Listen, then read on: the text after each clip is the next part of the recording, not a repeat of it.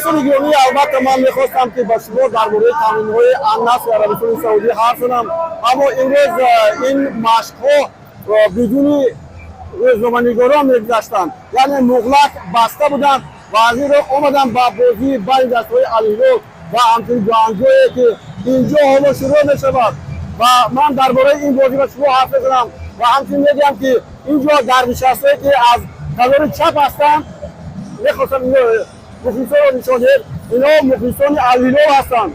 از سری باشد حالا به بازیبان کاپیتانی دسته الهلال رو به میدان آورد و امروز الهلال حتما به پیروزی نائل میشود، زیرا مخلصانش خیلی زیاد هستند. این آغاز بازی است. اونایی که حالا مرا میبینند و نتیجه رو میفهمند میگن که در اخر علایالدین درست گفت.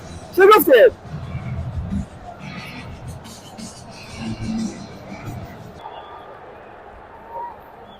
بازی نخستین چهاریک نهایی بین دسته‌های الهلال عربستان سعودی و گوانجوی کره جنوبی با نشانداد 7-0 به پایان رسید.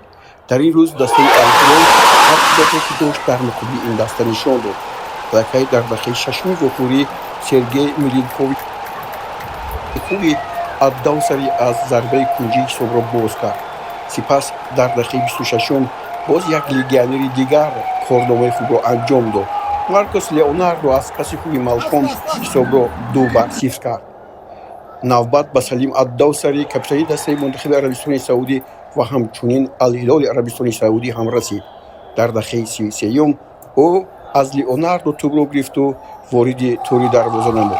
3-0 در قسم اول دسته الهلال بازی را جنببست کرد.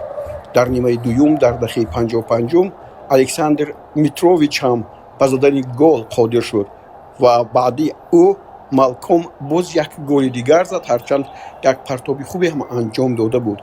این نوبت میتروویچ هم مؤلف این گل گردید. همگی دقیقه 79 است و حساب بازی الکی 5-0 بود. ناصر الدوسری در قسم دوم به میدان آمد و نهایت گل ششم را او هم در دقیقه 84 به طور دروازه گوانجو روان نمود. عبدالله الحمدان هم از کرسی احتیاطی به میدان آمد و در دقیقه 88 گل هفتم را از پرتافت میتروویچ به ثمر رساند.